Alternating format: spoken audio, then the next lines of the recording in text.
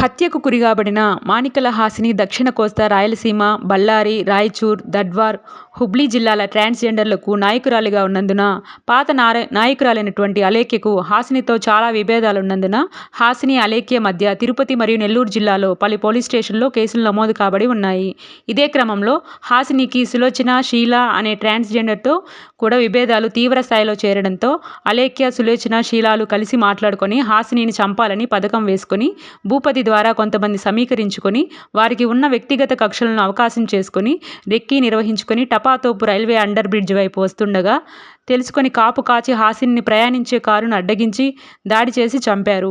పై కేసులో ఛేదించుటకు చాకచక్యంగా వ్యవహరించిన ముద్దాయిలను అరెస్టు చేయుటలో ప్రతిభ చూపిన నెల్లూరు రూరల్ డీఎస్పీ శ్రీ ఘట్టమనేని శ్రీనివాసరావు, వారి సిబ్బందిని, Kodavaluru CI A Surendrababu, Kodavaluru SI CH Kotireddy, Vidavaluru SI P Naresh మరియు వారి సిబ్బందిని, సైబర్ క్రైమ్ విభాగం సిబ్బందిని జిల్లా ఎస్పీ అభినందించి రివార్డులు అందించారు.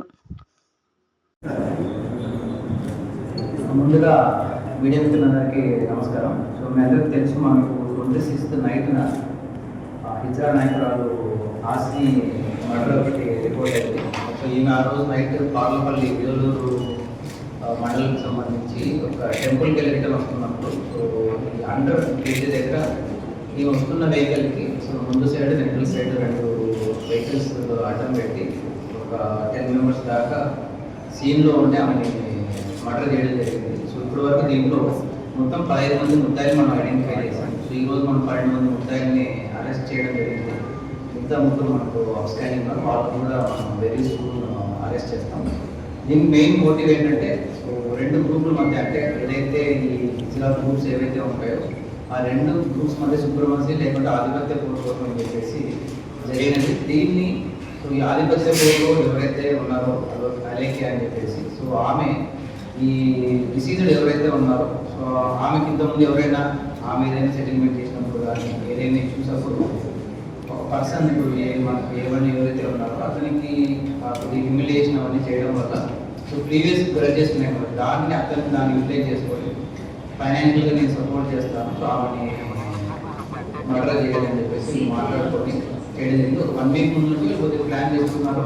సో ఆమె ఎక్కడికి వెళ్తుంది అని కూడా వాళ్ళు చేసుకోవడం జరిగింది. సో ఆ రోజు 26th నైట్న సో ఆమె ప్రోగ్రామ్ చూసుకొని వస్తున్నప్పుడు మర్డర్ చేయడం జరిగింది.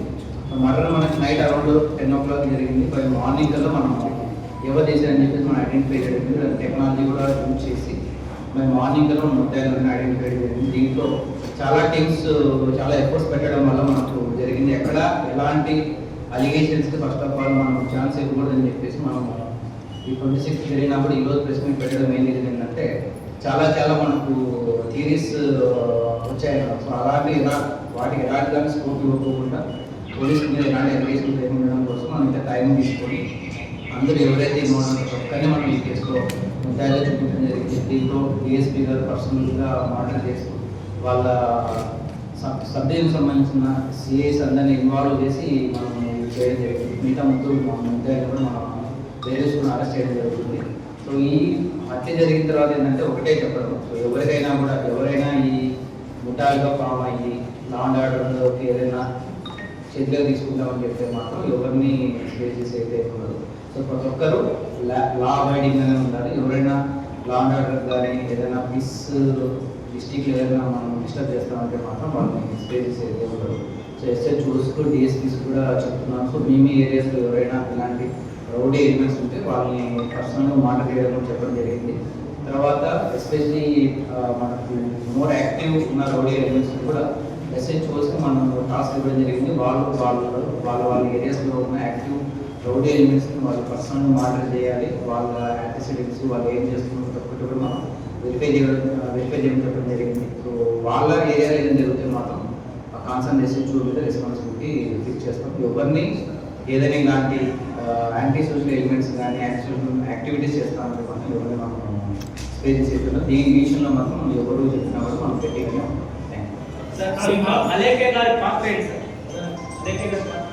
కాన్స్పిరసీ, సో సూపర్వైజరీ కోసంలో కాన్స్పిరసీ చేసి మర్డర్ చేయాలని చెప్పేసి డిసైడ్ అయ్యారు. కాన్స్పిరసీలో ఉన్నా సీన్లో లేదు, బట్ షీ నోస్ సో ఎలా మర్డర్ చేయాలని చెప్పేసి మాత్రం ఆ కాన్స్పిరసీలో ఉంది. సీన్లో అయితే లేదు. అందరూ నెల్లూరు.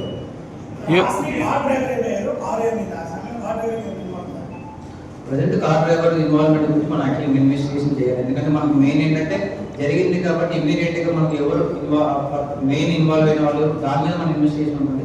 ఫర్దర్ ఇన్వెస్టిగేషన్లో మనం ఎవరెవరైతే ఇంకా ఇన్వాల్వ్ అయిన దాంట్లో మనము ఇన్వెస్టిగేషన్లో వాళ్ళ ఇన్వాల్వ్మెంట్ ఉంటుంది మనం ఐడెంటిఫై చేయాలి.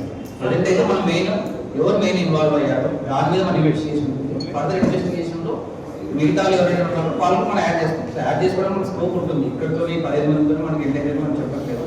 మిగతా వాళ్ళు ఎవరైనా ఇన్వాల్వ్మెంట్ ఉన్నారో ఫర్దర్ ఇన్వెస్టిగేషన్ మనం యాడ్ చేస్తాం. గతంలోనే అక్కడ ఒకటి చెప్తున్నారు ఇక్కడ ఎలక్ట్రిక్ వాళ్ళంటే మెగా ఏర్పడుతుంది. ఈ హత్యలో కూడా పాల్గొన్నారు. ఒకరు వేరు వదిలేస్తే మళ్ళీ హత్యలో పాల్గొన్నారు. పీడియాకి గతంలో ప్రయత్నించారు. ఇక్కడ రావాలి కదా ఎటువంటి మానిటరింగ్ ఉంటుంది. అదే ఇప్పుడు నేను చెప్పాను కదా, ఎవరైతే యాక్టివ్ రౌడీ ఎలిమెంట్స్ ఉందో వాళ్ళని పర్సనల్గా ఎస్హెచ్ఓస్కి మనము టాస్క్ ఇవ్వడం జరిగింది. సో ఫ్యూచర్లో ఏదైనా వాళ్ళు బయటకు వచ్చి మళ్ళీ ఇన్వాల్వ్ ఏదైనా ఉన్నా కూడా కాకుండా ఎస్హెచ్ఓ మీద యాక్షన్ తీసుకుంటాం. సో కాబట్టి ఎస్హెచ్ఓస్కే రెస్పాన్సిబిలిటీ మనం ఫిక్స్ చేస్తున్నాం. ఎందుకంటే వాళ్ళే పర్సనల్గా మానిటర్ చేస్తారు. అంటే యాక్టివ్ ఎవరైతే ఉన్నారో మీరు అన్నట్టుగా వాళ్ళని పర్సనల్గా ఎస్హెచ్ఓసే మానిటర్ చేస్తారు. వీళ్ళ మీద పాత కేసులు ఉన్నాయి సార్.